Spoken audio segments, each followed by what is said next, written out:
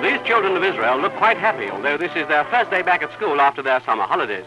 Toddlers reaching school age and the children of new immigrants have swollen the school population to a record 500,000 this term, and new schools are being built all the time. Israel is the only country in the Middle East with free education for all. These new immigrant children learn to write Hebrew, the language of the Bible and the language of modern Israel.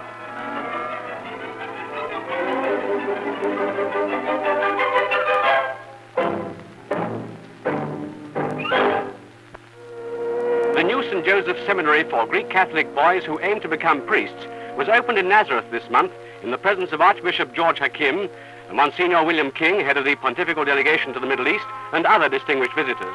The school, built by funds from the government and donations by Catholic communities in Belgium, France and West Germany. Greetings are brought by the Ministry of Religions and by the patriarchal representative, Monsignor Vergani, as mosaic portrait of Jesus and St. Joseph was unveiled. The Prime Minister and other members of the Cabinet addressed a mass meeting in Tel Aviv this month to boost the sale of local bonds to help finance housing for new immigrants. Much is already being done to build houses like these for immigrants in kibbutzim, settlements, villages, and in townlets set up in designated development areas like this at Ashdod Yam, planned as a new port and industrial city in the southern Mediterranean.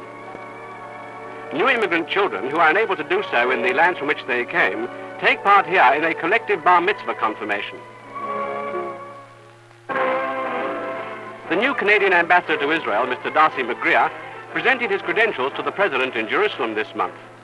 Mr. Pinchas Rosen, the Minister for Justice, acted for Mrs. Golda Meir.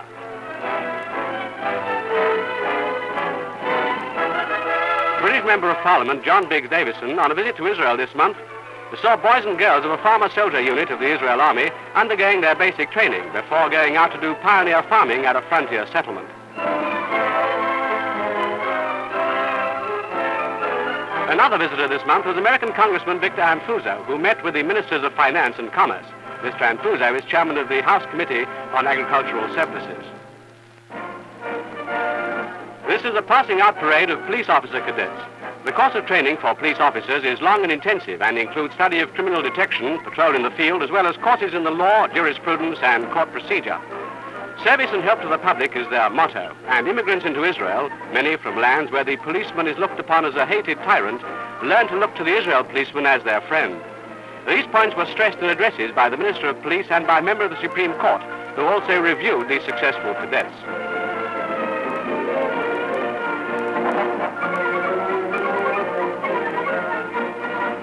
Units of the Parachute Corps took part in maneuvers this month under conditions made as tough and as realistic as possible. Foreign military attachés were among those invited to watch. They jumped with their personal weapons, while heavy equipment was dropped by multiple parachutes.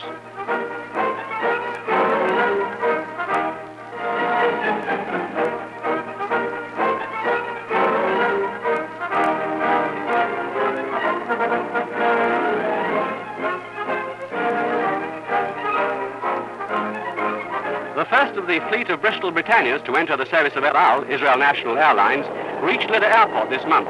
The Britannia, known as the Whispering Giant because of its noiselessness, is a turboprop aircraft, smooth and fast, which will cut flying time from Israel to New York and Europe by half. The daughter of Tzvi Tohar, El Al's chief pilot, offers the bouquets after his 6-hour non-stop flight from England.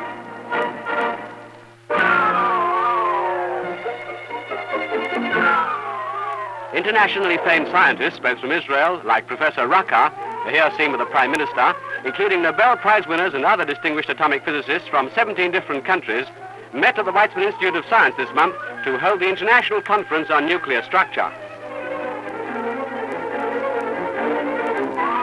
Prime Minister Ben-Gurion gave the opening address.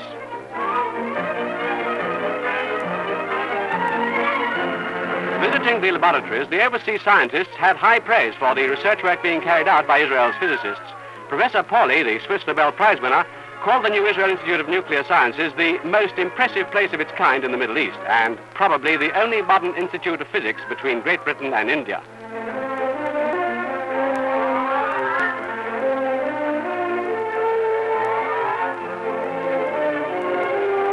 The International Stamp Exhibition, Seville, opened by the Minister of Posts in Tel Aviv this month, drew thousands of philatelists, many from lands as far away as Argentina and America, Poland and Hungary. On display were the stamps of 33 postal authorities and of many valuable private collections, including those of Cardinal Spellman, the Italian Marquis of Ferini, and the British royal family. A special feature was the history of Israel told in its stamps. Amusing cartoons told the story of postal development. Distinguished international philatelists served as judges of the 313 collections in the competition class. The first prize was the silver-bound Jerusalem Bible donated by President Ben-Zvi.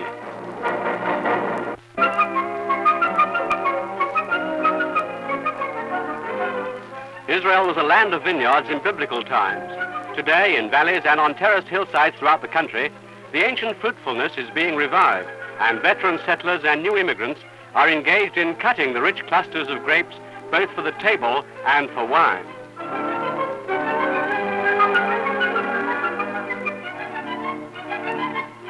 Not to mention for themselves.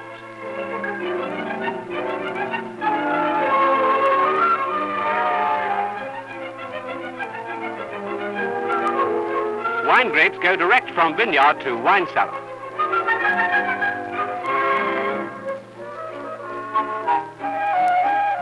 Here they mature in huge vats.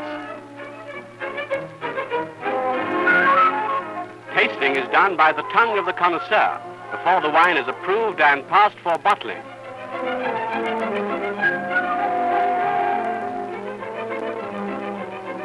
Israel wines are much in demand for the local and the export market.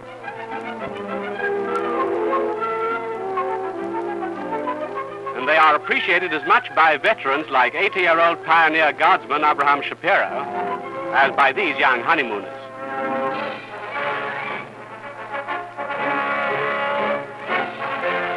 The torch-littered Modin, birthplace of the Maccabees, and carried by young Maccabean relay runners, signaled the traditional start of the 5th Maccabiah Sports Festival this month with athletes from Israel and 20 other countries, which was formally opened before a crowd of 50,000 at the Ramat Gan Stadium. Israel runner Ari Neve carries in the torch as President Ben-Zvi arrives.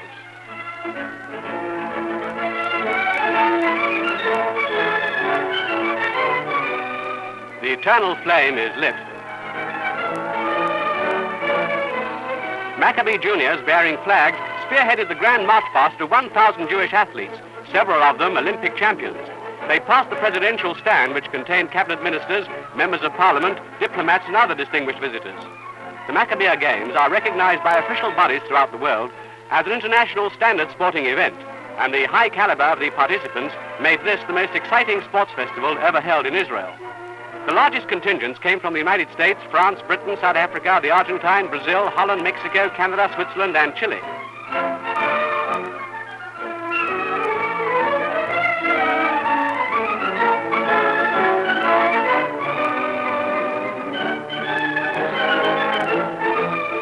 But the small delegations of Finns, Danes, and Indians got a big hand.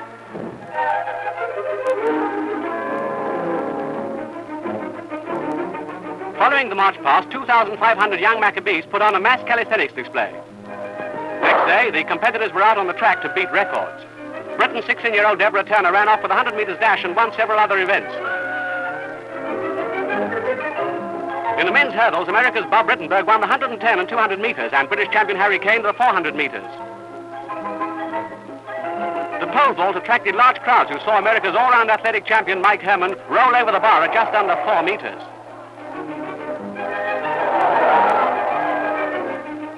Limonchul of Canada won the discus throw, followed by Zilverman of Israel and Engel of America.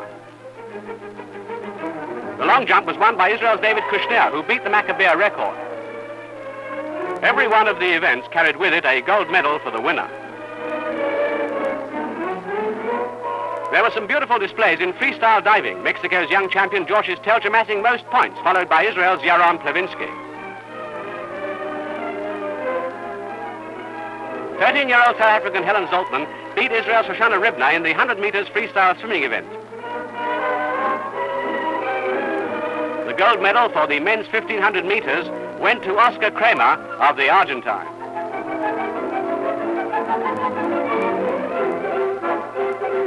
Speed and precision marked the keenly contested table tennis games.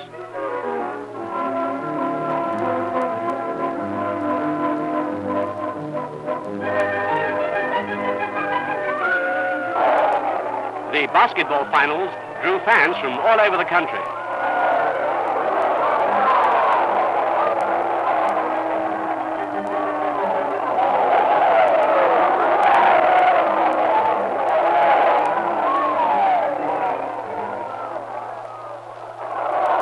The best boxing teams were put up by India and Israel.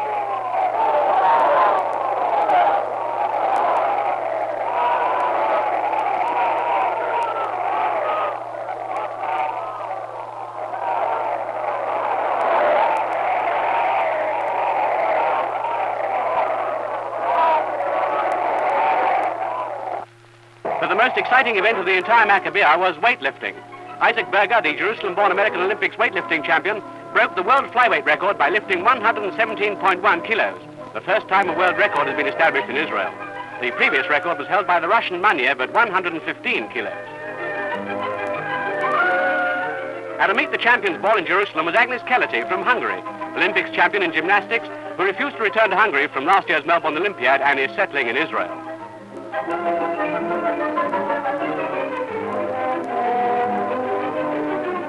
Harold Brumberg, brilliant South African sprinter, got the cup for the outstanding athlete of the 5th Maccabiah.